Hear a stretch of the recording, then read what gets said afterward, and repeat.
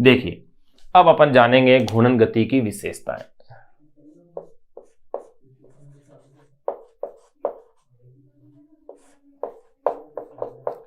घूर्णन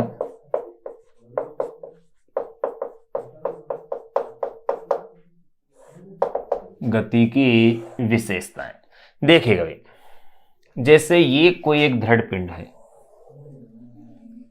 किसी भी अनियमित आकार का मैंने ले लिया है, कोई ये दृढ़ पिंड है, ये दृढ़ पिंड ये इसके लिए कोई अक्ष है, इस अक्ष के सहारे ये क्या कर रहा है, घूर्णन कर रहा है। अब ये दृढ़ पिंड बहुत सारे कणों से मिलकर के बना है और प्रत्येक कण की घूर्णन अक्ष दूरी क्या है, अलग अलग है। जैसे कि एक कण ये रहा, यहां पर है, इसकी घूर्णन अक्ष दूरी अलग है, इस प्रकार से ये घूर्णन कर रहा है भाई।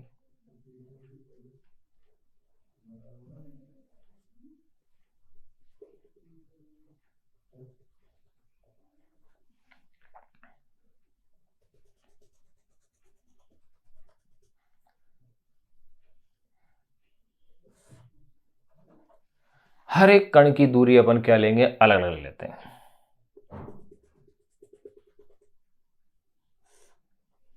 देखो भाई, हर एक कण के लिए दूरी अलग अलग है। अब डायरेक्शन अपन ये ले लें, जैसे ये घूम रहा है तो वैसे ही वो घूमेगा। अब इनकी विशेषताएं क्या है, आपने देखा होगा पंखे की पंखुड़ियां जब घूम रही है तो घूमती हुई वापस से एक निश्चित समय के बाद वापस वहां जाती है। जैसे ये पंखुड़ी यहां है, यहां से घूमती हुई वापस एक यहां जाएगी, फिर उसके बाद फिर चक्कर लगाएगी, फिर वापस आ जाएगी, यानी एक निश्चित समय के पश्चात अपने आप को क्या करती है, दोहराती है। तो घूर्णन गति की विशेषताओं पहले तो ये कि किसी अक्ष के सहारे होती है, दूसरी विशेषता ये कि एक निश्चित समय के पश्चात अपने आप को दोहराती है, तीसरी विशेषता कि पिंड के सभी कणों का कोणीय विस्थापन क्या होगा, एक समान होगा, पिंड के सभी कणों की कोणीय चाल एक समान होगी, पिंड के सभी कणों का कोणीय त्वरण क्या होगा, एक समान होगा, लेकिन पिंड के सभी कणों का रेखीय वेग और रेखीय त्वरण क्या होगा, भिन्न भिन्न होगा। जो कण घूर्णन अक्ष के निकट होंगे, जो कण घूर्णन अक्ष के निकट होंगे उन कणों के लिए रेखीय वेग और रेखीय त्वरण का मान कम होगा और जो दूर होंगे उनके लिए अधिक होगा, क्योंकि अपन इसी चैप्टर में एक संबंध पढ़ेंगे, रेखीय वेग और कोणीय वेग में संबंध V = ω/r। वैसे अपन इस संबंध की अपन चर्चा एक बार कर चुके हैं वृत्तीय गति में, जब अपन ने चैप्टर नंबर 4 पढ़ा था वहां अपन ने वृत्तीय गति के अंदर इसकी चर्चा कर चुके हैं और उस पर आधारित एक क्वेश्चन भी अपन न्यूमेरिकल भी सोल्व कर चुके हैं अपनी ही बुक का। फिर है रेखीय त्वरण और रेखीय वेग में संबंध, वो भी अपन इसी चैप्टर में, वहां अपन ने डिराइव नहीं किया था इसको, वहां अपन ने डायरेक्ट यूज किया था, यहां अपन उसकी क्या करेंगे, डेरिवेशन करेंगे। तो देखिए यहां मैं इसकी अब विशेषताओं को लिख देता हूं एक एक करके। नंबर 1 विशेषता, तो देखो अपन ने पहली गति क्या लिखी, स्थानांतरण गति, नंबर A। नंबर B लिखी मैंने घूर्णन गति। अब घूर्णन गति की क्या लिख रहा हूं मैं, विशेषताएं। उसमें पहली जो विशेषता लिख रहा हूं कि गति एक निश्चित अक्ष पर होती है, चलो इसे स्मॉल ऐसे लिख देते हैं, गति एक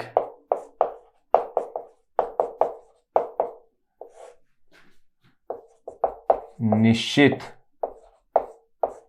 अक्ष पर होती है। नंबर दूसरी विशेषता की बात करूं, गति एक निश्चित समय के पश्चात पुनः दोहराई जाती है। गति एक निश्चित समय के पश्चात पुनः दोहराई जाती है। नंबर C, पिंड के सभी कणों के लिए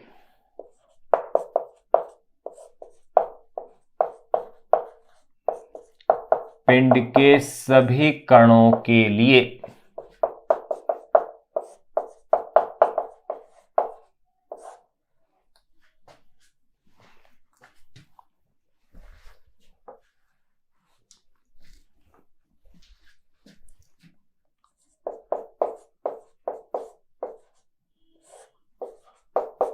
कोणीय विस्थापन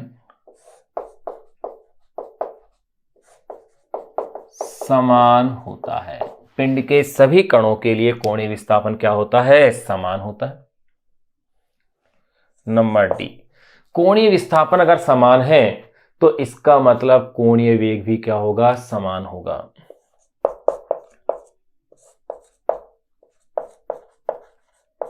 पिंड के सभी कणों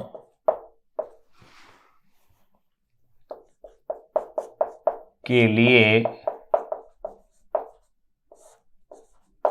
कोणीय वेग समान होता है। ध्यान रखना, कोणीय वेग समान होता है। तो फिर मैं यह भी कह सकता हूं पिंड के सभी कणों के लिए कोणीय त्वरण भी क्या होगा, समान होगा। पिंड के सभी कणों के लिए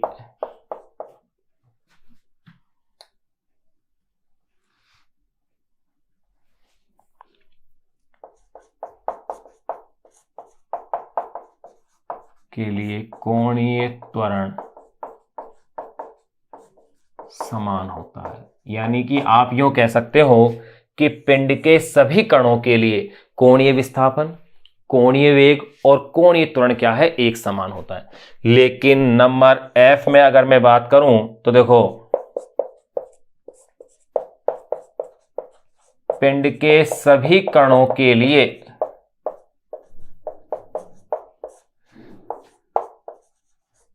रेखीय वेग भिन्न भिन्न होता है। पिंड के सभी कणों के लिए रेखीय वेग क्या होता है, भिन्न भिन्न होता है। जो कण घूर्णन अक्ष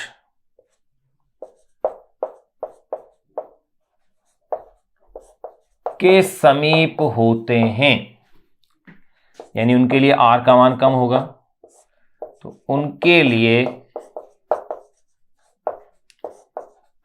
रेखीय वेग कम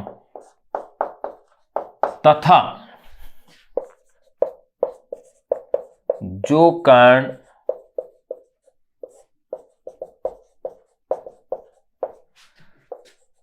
घूर्णन अक्ष से दूर होते हैं उनके लिए रेखीय वेग अधिक होता है। क्यों? क्योंकि अपन इसी में पढ़ेंगे v = ओमेगा r। तो ओमेगा तो सबके लिए समान हो गया, r जिसका अधिक हो गया उसके लिए v भी क्या हो जाएगा, अधिक हो जाएगा। अगली विशेषताओं लिख लें। देखो, वो एक कहानी है, केवल वेग की जगह क्या कर देंगे अपन, त्वरण। पिंड के सभी कणों के लिए कह सकते हैं अपन,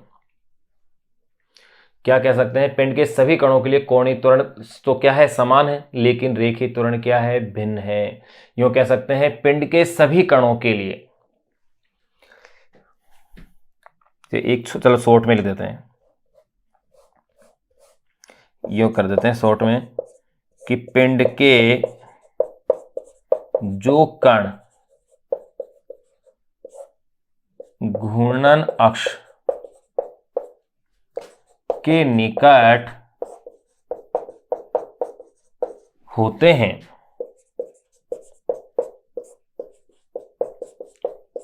उनके लिए रेखीय त्वरण कम, उनके लिए रेखीय त्वरण कम एवं जो दूर होते हैं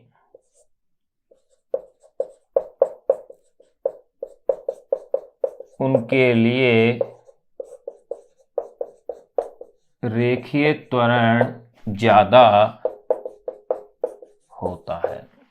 ये लो, ये अपन ने दृढ़ पीड़न और घूर्ण गति की विशेषताएं पढ़ ली है। अब तीसरा अपन जो इसमें लेंगे वो है लोटनी गति, यानी 3 प्रकार की गति पढ़ रहे हैं अपन इसमें। लोटनी गति केवल अपन परिभाषा तक सीमित रहेंगे। इस चैप्टर के एंड में लोटनी गति को फिर अपन पूरा विस्तार से पढ़ेंगे। चैप्टर के एंड के अंदर लोटनी गति भी अपन ने दी हुई है, यहां केवल अपन परिभाषा तक ही इसमें सीमित रहेंगे।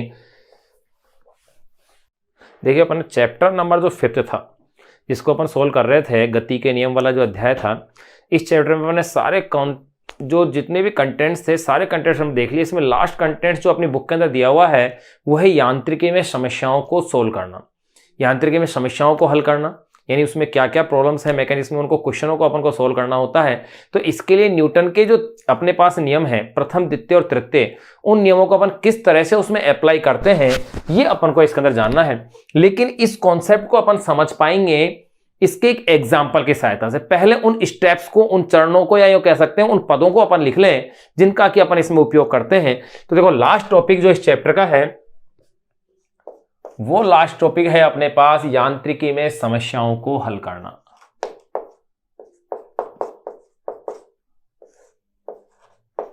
यांत्रिकी में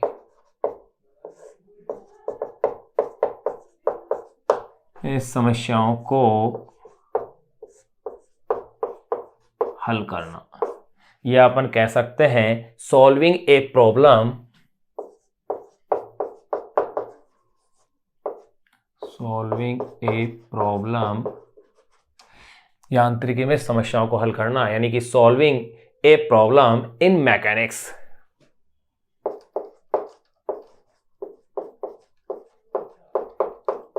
इन मैकेनिक्स,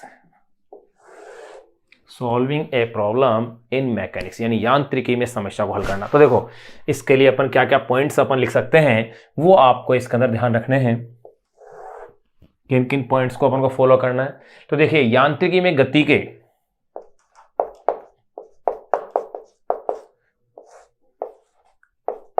यांत्रिकी में गति के तीनों नियमों,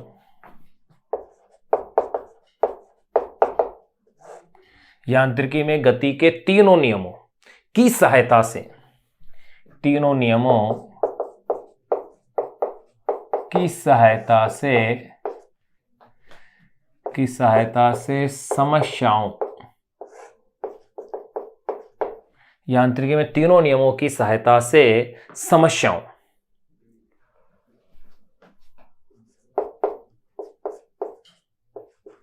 को हल किया जाता है, समस्याओं को हल किया जाता है, जिसके स्टेप्स या चरण निम्न है। ये कह सकते हैं जिसके किया जाता है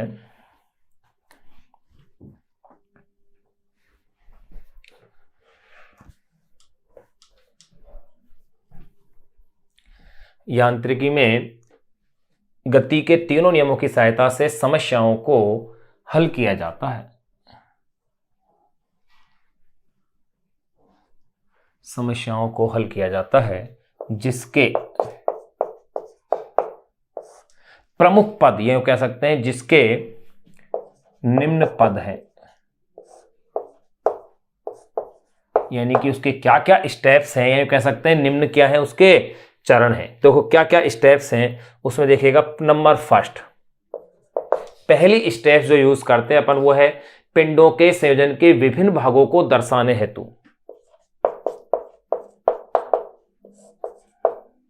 पिंडों के संयोजन के विभिन्न भागों को, पिंडों के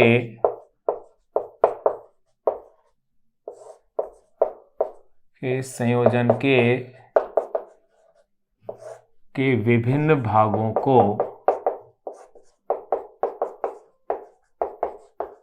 विभिन्न भागों को दर्शाने हेतु, पिंडों के संयोजन के विभिन्न भागों को दर्शाने हेतु योजनाबद्ध आरेख खींचना, विभिन्न भागों को दर्शाने हेतु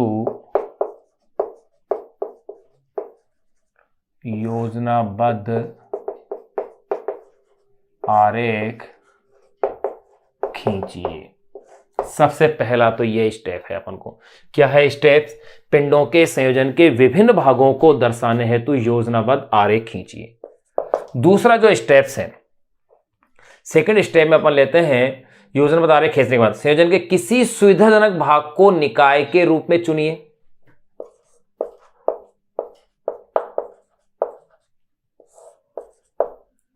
संयोजन के किसी सुविधाजनक भाग को, संयोजन के किसी सुविधाजनक भाग को, यही कह सकते हैं संयोजन के किसी सुविधाजनक भाग को भाग को निकाय के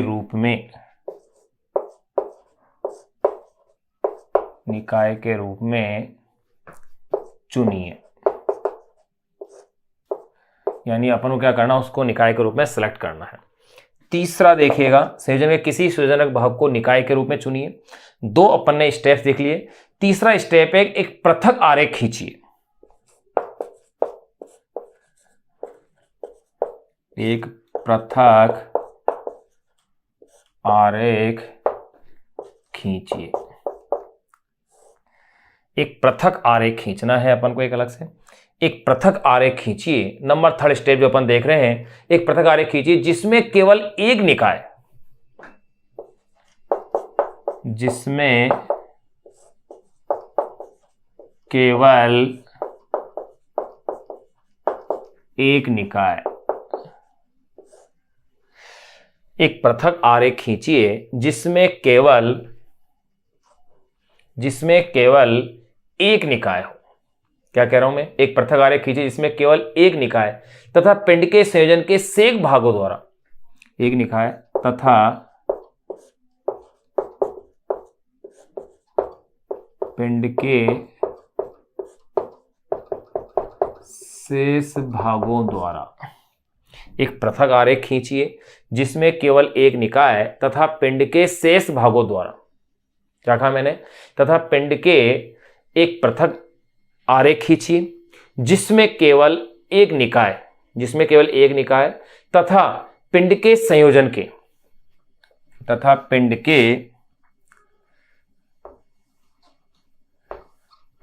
इसको लाइन को पूरा कर लें, तथा पिंड के संयोजन के एक पृथक आरेख खींचिए जिसमें केवल एक निकाय तथा पिंड के संयोजन के शेष भागों द्वारा, पिंड के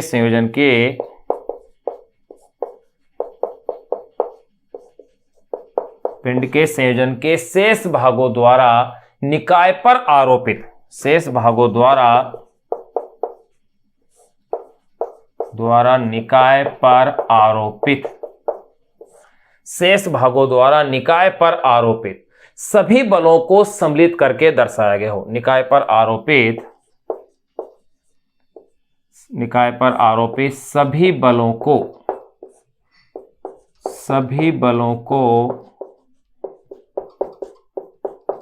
को सम्मिलित करके दर्शाया गया हो। देखिएगा, एक पृथक आरेख खींचिए जिसमें केवल एक निकाय तथा पिंड के संयोजन के शेष भागों द्वारा निकाय पर आरोपित सभी बलों को सम्मिलित करके दर्शाया गया हो। ये अपने तीसरा चरण या तीसरा पद है वो अपने लिखा है। इसी में एक पॉइंट और अपन ऐड कर लेते हैं। इस बल निर्देशांक आरेख कहते हैं जो दर्शाते हैं अपन, इसे ही क्या कहते हैं? इसे बल निर्देशांक, यानी जिसे अपन कहते हैं फ्री बॉडी डायग्राम। इसे बल निर्देशक यानी फ्री बॉडी डायग्राम शेष भागों द्वारा निकाय पर आरोपित सभी बलों को सम्मिलित करके दर्शाया गया हो। इसे बल निर्देशांक आरेख, इसे अपन क्या कहेंगे? बल निर्देशांक आरेख कहते हैं। तो देखिएगा, अपन ने 3 स्टेप्स देखी हैं समस्याओं को हल करने के लिए। थर्ड जो स्टेप्स है उसमें मैंने क्या कहा? एक पृथक आरेख खींचिए जिसमें केवल एक निकाय तथा पिंड के संयोजन के शेष भागों द्वारा निकाय पर आरोपित सभी बलों को सम्मिलित करके दर्शाया गया हो। इसे बल निर्देशांक आरेख कहते हैं, यानी फ्री बॉडी डायग्राम कहते हैं। ये अपन ने इसमें लिख लिया है। अब देखिएगा नंबर 4, 3 स्टेप्स अपन ने जान ली। चौथी स्टेप से अपन क्या कह रहे हैं? बल निर्देशांक आरेख में केवल वही सूचनाएं शामिल कीजिए, बल निर्देशांक आरेख में, बल निर्देशांक आरेख में केवल वही सूचनाएं, केवल वही सूचनाएं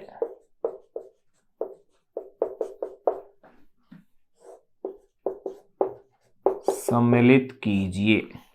बल निर्देशांक आरेख में केवल वही सूचनाएं सम्मिलित कीजिए जो या तो दी गई है, कीजिए जो या तो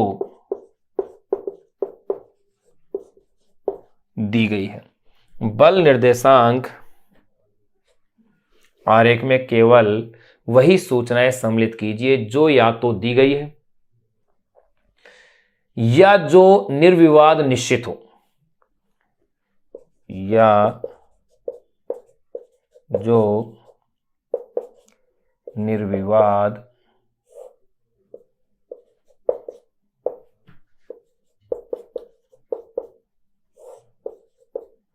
निश्चित हो। यानी कि जो या तो दी गई है अपन क्वेश्चन में, या जो निर्विवाद क्या हो, निश्चित हो। शेष को अज्ञात मानकर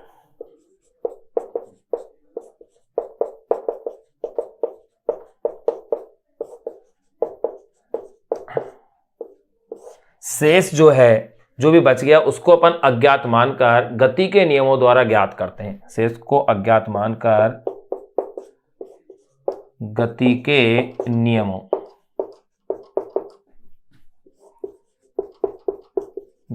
नियमों द्वारा ज्ञात करते हैं। यहां अपने पास 4 स्टेप्स हो गए। नंबर 5 और लास्ट स्टेप्स की जिसकी अपन बात कर रहे हैं वो ये है, मैंने चौथे में बता दिया, अज्ञात मानकर गति के नियमों द्वारा क्या करते हैं, उसको ज्ञात करते हैं। 5वीं स्टेप है संयोजन के अन्य निकाय के लिए, जो अन्य निकाय है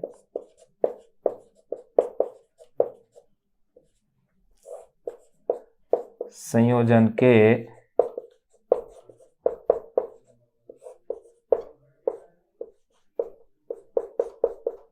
अन्य निकाय के लिए, संयोजन के अन्य निकाय के लिए न्यूटन का तृतीय नियम प्रयुक्त कीजिए। के लिए न्यूटन का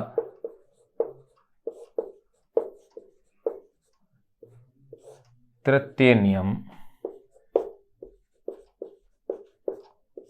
प्रयुक्त कीजिए। ये लो, देखो वैसे अपन ने ये 5 जो स्टेप्स लिखी हैं, वैसे इन स्टेप्स को अपन यूज कर चुके हैं। इससे पहले जो अपन ने जो क्वेश्चन सोल्व किए थे, न्यूमेरिकल जो कुछ क्वेश्चन अपन ने जो सोल्व किए थे, उनके अंदर अपन इन कॉन्सेप्ट को अपन यूज कर चुके हैं। लेकिन अपन बुक के अकॉर्डिंग चल रहे हैं, तो अपने सिलेबस की जो बुक है एनसीईआरटी बुक में, उसमें हेडिंग है यांत्रिकी में समस्याओं को हल करना। तो उसकी जो स्टेप्स है उनको अब अपन ने लिखा है, जैसे बुक्स के अंदर है, अपनी बुक में है, उस अकॉर्डिंग मैंने इसको लिखा है। तो देखिएगा अपन ने इसमें क्या देखा, यांत्रिकी में समस्या को हल करने के अंदर 5 पॉइंट है। मैंने क्या लिखा, यांत्रिकी में गति के तीनों नियमों की सहायता से समस्याओं को हल किया जाता है, जिसके निम्न पद है। यानी कि क्या क्या स्टेप्स हैं या निम्न चरण है, कुछ भी आप कह दीजिए। पहला, पिंडों के संयोजन के विभिन्न भागों को दर्शाने हेतु योजनाबद्ध आरेख खींचिए। पहला तो ये।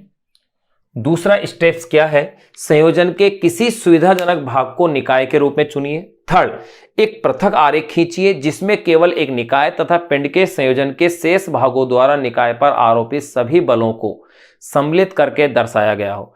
इसे बल निर्देशांक आरेख कहते हैं।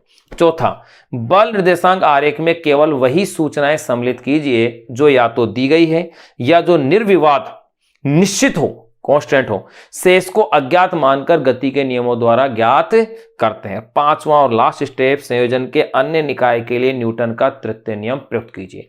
ये 5 नियम मान लो, ये 5 कॉन्सेप्ट मान लो, या 5 चरण मान लें, 5 पद मान लें, वो ये है। अब इसको अपन कैसे क्लियर कर लें, इसके लिए अपनी बुक में जो एक एग्जाम्पल है, यानी लास्ट जो एग्जाम्पल है, एग्जाम्पल नंबर 5.12, यानी 5वें चैप्टर का 12वां एग्जाम्पल, वो जो 5.12 एग्जाम्पल है, उस एग्जाम्पल से अपन इन जो समस्याओं को हल करने की जो मैंने स्टेप्स बताई है यांत्रिकी में, उसमें अपन किस प्रकार इनको अप्लाई कर रहे हैं, वो वहां चीज अपने क्या होगी, क्लियर होगी। तो नेक्स्ट जो अपन है, अब अपन उस क्वेश्चन को सोल्व करेंगे जो एग्जाम्पल नंबर 5.12 है। उससे अपने पास ये चीज और भी अच्छे से क्लियर हो जाएगी कि मैं इन स्टेप्स को अपन को कैसे यूज करना होता है, कि किस प्रकार की ये स्टेप्स हैं। यहां अपने पास ये ज्यादा बेटर तरीके से क्लियर होंगी, क्योंकि देखो फिजिक्स के अंदर कॉन्सेप्ट जो है, जब अपन उस कॉन्सेप्ट को अप्लाई करते हैं तो ही उस कॉन्सेप्ट की इंपॉर्टेंस क्लियर होती है अपने पास। यहां पर भी ऐसा ही होगा। समस्याओं को हल करने के जो चरण या स्टेप्स अपन को दिए हुए हैं, उन स्टेप्स को जब अपन यूज करेंगे तो अपने पास ये चीज एग्जैक्टली जो है अपने पास क्लियर हो जाएगी।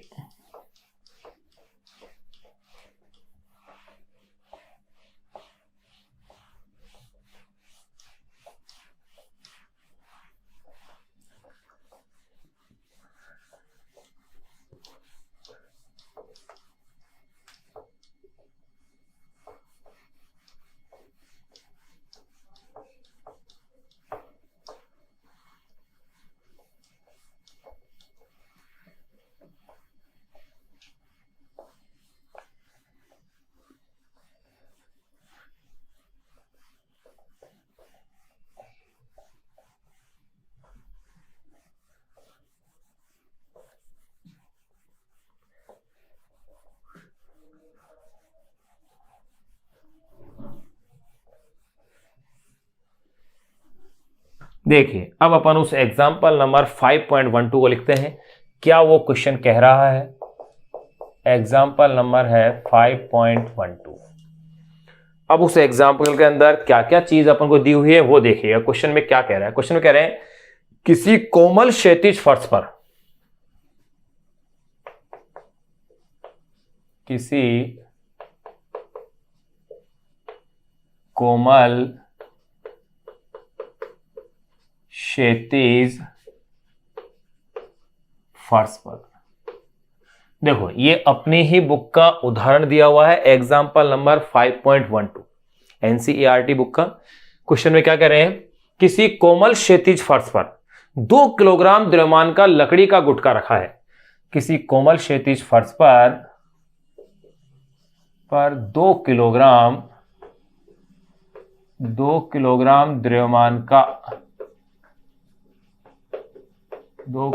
द्रव्यमान का लकड़ी का गुटका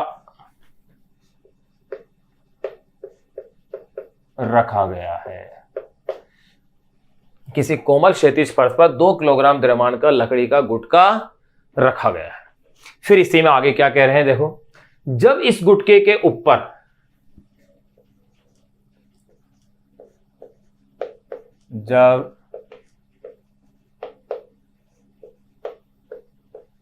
इस गुटके के ऊपर 25 किलोग्राम द्रव्यमान का लोहे का बेलन रखा जाता है। जब इस गुटके के ऊपर 25 किलोग्राम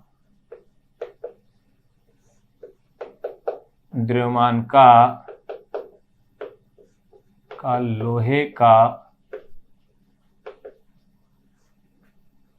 बेलन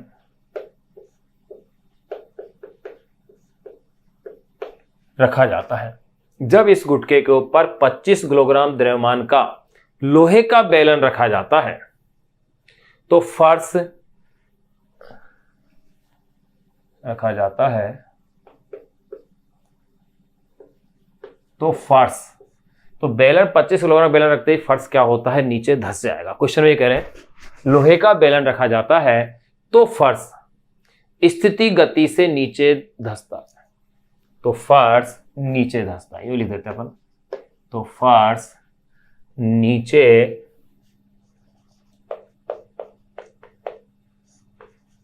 धंसता है। फर्श क्या हो गया भाई? नीचे धंस जाता है। तथा गुटका व बेलन एक साथ नीचे धंसता है तथा गुटका व बेलन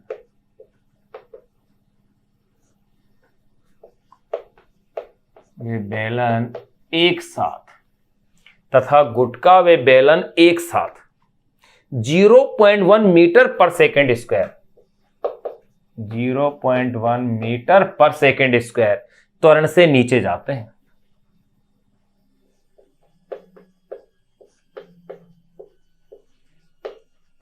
त्वरण से नीचे जाते हैं तो फर्श नीचे धंसता है तथा गुटका व बेलन एक साथ 0.1 मीटर प्रति सेकंड स्क्वायर त्वरण से क्या होते हैं? ये नीचे जाते हैं।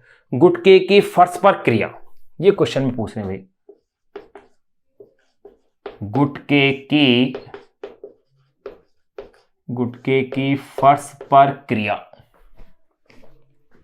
गुटके की फर्श पर क्रिया। दो स्थितियों में पूछ रहे हैं नंबर फर्स्ट। अब इस क्वेश्चन के पार्ट हैं, देखो। किसी कोमल क्षैतिज फर्श पर 2 किलोग्राम द्रव्यमान का लकड़ी का गुटका रखा गया है। जब इस गुटके के ऊपर 25 किलोग्राम द्रव्यमान का लोहे का बेलन रखा जाता है तो फर्श नीचे धंसता है तथा गुटका व बेलन एक साथ 0.1 मीटर प्रति सेकंड स्क्वायर त्वरण से नीचे जाते हैं। गुटके की फर्श पर क्रिया, गुटके की फर्श पर क्रिया किस किस स्थिति में पूछ रहे हैं। नंबर फर्स्ट, फर्श के धंसने से पूर्व, फर्श के धंसने से पूर्व, एक तो यहां अपन को निकालनी है। नंबर सेकंड, एक तो ये पूछ रहे हैं फर्श के धंसने से पूर्व क्रिया। नंबर सेकंड, फर्श धंसने के पश्चात, फर्श के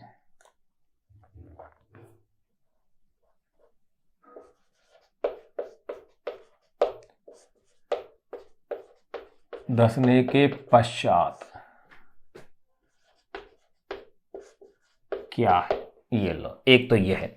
फिर इसी के अंदर नंबर थर्ड और पूछ रहे हैं, समस्या में क्रिया प्रतिक्रिया युगलों, जो युगल हैं उनको पहचानिए, पेयर्स को। नंबर थर्ड,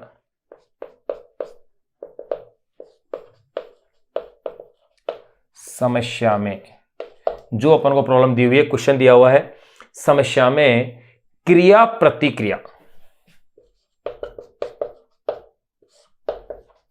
क्रिया प्रतिक्रिया युगलों, या यूं कह सकते हैं पेयर्स या जोड़ों को, या जोड़ कह दें, जोड़ों को, पेयर्स को, युगलों को पहचानिए।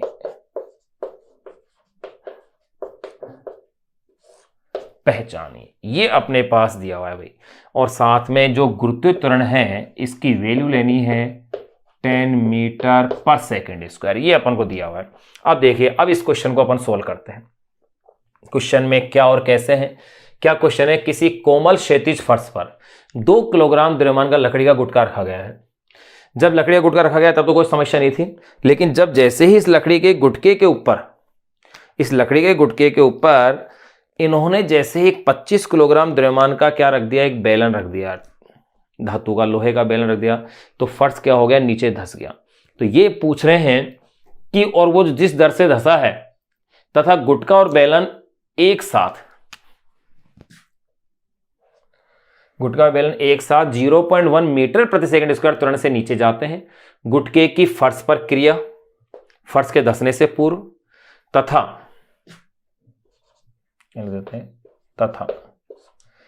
फर्श के धंसने के पश्चात क्या है। और नंबर थर्ड पूछा जा रहा है, समस्या में क्रिया प्रतिक्रिया युगलों को पहचानिए। अब तो देखिए भाई, इसका डायग्राम बनाते हैं अपन। सिंपल क्वेश्चन है, अपन इसकी कंप्लीट टोटल थ्योरी को लिखेंगे, ताकि अपने पास एक एक स्टेप्स को मैं इसमें लिखूंगा थ्योरी की, ताकि आपके कॉन्सेप्ट इसमें क्लियर रहे, बार बार पढ़ने की इसको आवश्यकता नहीं पड़े, एक बार में ही आपके कॉन्सेप्ट क्लियर हो जाए। आप उसे एज इट ऐसे कैसे स्क्रीनशॉट लेके नोट कर सकते हैं।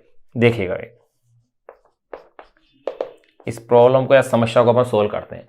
सबसे पहली स्थिति के अंदर ये देखो, मेरे पास ये कोई फर्श है, इस फर्श के ऊपर ये लकड़ी का गुटका मैंने रखा हुआ है, ये पहली स्थिति है। अब दूसरी स्थिति, अब मैं इसके अंदर क्या देखता हूं कि इसके ऊपर लगने वाले बल। सबसे पहले तो देखो सिंपल, अपन ये सारी चीजें पढ़ चुके हैं, वैसे अपन जान चुके हैं, इसका भार लगेगा ऊर्ध्वाधर नीचे की ओर। भार कितना होगा इसका, mg। भाई भार कितना है, mg। अब mg अगर भार है, यानी कि भार से तात्पर्य हो गया गुरुत्वीय बल, तो भार या गुरुत्वीय बल जो अपने पास mg है, m की वैल्यू कितनी दी हुई है गुटके की, 2 किलोग्राम है, 2 किलोग्राम। और g की वैल्यू कितनी है, 10, यानी कि 2 × 10 = 20 न्यूटन, तो ये होगा। और इसी का अभिलंब प्रतिक्रिया बल इस पर कहां लग जाएगा, ऊपर की ओर। तो ये लो भाई, गुटके के लिए अपन आरेख की बात करें तो इस तरह से अपन उसके आरेख को शो कर सकते हैं। देखो कैसे, सबसे पहले ये इसका भार नीचे की ओर लगेगा, और ये भार कितना होगा भाई, mg = m कितना है, 2, g है 10 = 20 न्यूटन। और इसी का अभिलंब प्रतिक्रिया बल ये लो, ये n हो गया। ध्यान रहे अभिलंब प्रतिक्रिया बल n किसके इक्वल होगा, 20 के इक्वल होगा। क्यों होगा अभी अपन थ्योरी में लिखेंगे। फिर हो क्या रहा है कि ये गुटका क्या हो गया, धस गया। धस गया मतलब इस तरह की स्थिति के अंदर अपने पास आ जाएगा। पहले गुटका जैसे मान लो यह इस पोजीशन में था, जैसे अपन इसके ऊपर बेलन को रखते हैं गुटका क्या होगा, जमीन के अंदर धस जाएगा, यानी कि ये थोड़ा सा कहाँ आ जाएगा, नीचे की तरफ, यानी कि इस तरह की इसकी पोजीशन बन जाएगी। देखो ये बनाते हैं अपन, जैसे कि गुटका अपने पास यहां आ गया खिसक करके, ये देखो साइज का थोड़ा फर्क बन सकता है। अब ये यहां से जैसे ये फर्श था इतना, चलो ये खिसक गया, ये पहले ये यहां था, पहले गुटके की स्थिति क्या थी भाई, यहां इस पोजीशन पे थी, अब कहां आ गई है, इस पोजीशन पे आ गई। यानी कि मैं यूं कह सकता हूं कि यहां इधर फर्श के ऊपर ये क्या रखा था, ये गुटका था भाई, ये लो।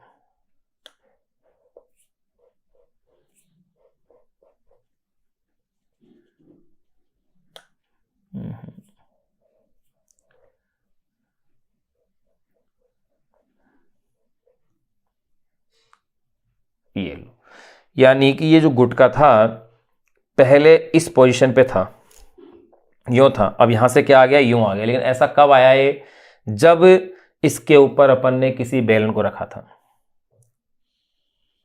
यानी कि अगर अपन बेलन की बात करें तो देखो भाई ये अब उसकी पोजीशन आ रही है, इस तरह से अपन बेलन की पोजीशन ले रहे हैं, यानी कि यो बनना चाहिए था ऐसे ऐसे, ये लो, ये स्थिति अपने पास आ गई बेलन रखने पर। अब इस स्थिति में इस पर लगने वाले बलों की बात करें तो देखो पहले तो अपन इसका नाम दे दें कि ये अपन ने जो डायग्राम ये बनाया है किस पोजीशन को शो कर रहा है, गुटके का बल निर्देशांक आरेख है ये। गुटके का बल निर्देशांक आरेख है ये, इसे अपन कहेंगे गुटके का बल निर्देशांक आरेख। अब देखो भाई, अब बेलन सहित जो बल निर्देशांक आरेख बनेगा अपने पास वो किस तरह से होगा, वो देखेगा। ये तो भाई मेरे पास बेलन था, ये अपन ने गुटके के साथ यूं ले रहे हैं, और ये आपको खुद को पता है कि ये 0.1 मीटर प्रति सेकंड स्क्वायर के त्वरण से क्या है, नीचे धसा है। तो देखिए भाई सबसे पहले मैं इसके ऊपर यहां इधर बल की बात करूं तो देखो भाई कुल बल कितना हो जाएगा। सबसे पहले तो देखो भार कितना हुआ, 25 किलो तो किसका है द्रव्यमान, बेलन का, 2 किलो किसका है, गुटके का, यानी टोटल कितना हो गया 27 किलोग्राम द्रव्यमान हो गया। अगर 27 किलोग्राम मेरे पास अगर ये द्रव्यमान है तो भार कितना होगा भाई, mg होता है, 27 × 10 यानी 270 न्यूटन का बल हो गया। कैसे भाई, बेलन का द्रव्यमान कैपिटल एम, स्मॉल एम किसका द्रव्यमान है, गुटके का, इंटू जी, तो ये हो गया है 25 + 2, जी का मान 10, 25 और 27 यानी कि 270 न्यूटन बल। इतना बल या यूं कह सकते हैं इतना भार कहां लग रहा है, ऊर्ध्वाधर नीचे की ओर लग रहा है। और इसी का अब क्या लगेगा भाई, प्रतिक्रिया बल, यहां n था तो अब इस प्रतिक्रिया बल को कह देता हूं मैं n डैश हो गया, और यह कहलाएगा गुटके प्लस बेलन द्वारा निर्मित निकाय का बल निर्देशांक आरेख। तो इससे मैं क्या कह सकता हूं, यहां तो शायद लिखेंगे तो दिखाई नहीं देगा, यह लिख देता हूं, इधर ब्रैकेट में लिख रहा हूं भाई इसके बारे में। ये मेरे पास बन गया है गुटके प्लस बेलन द्वारा निर्मित निकाय का, प्लस बेलन द्वारा निर्मित निकाय का बल निर्देशांक आरेख।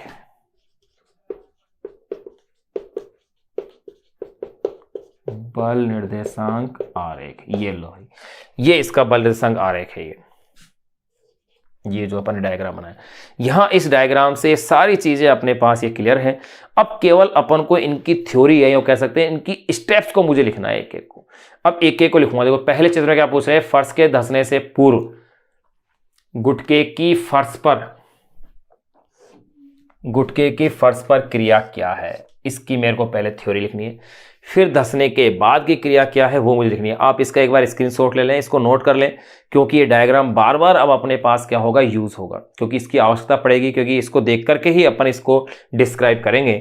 इसलिए एक बार आप इस डायग्राम को क्या कर लें, नोट कर लें, क्योंकि अपन इसको देखते हुए इसको नोट करेंगे, इसके बारे में सारी बातें अपन को लिखनी है।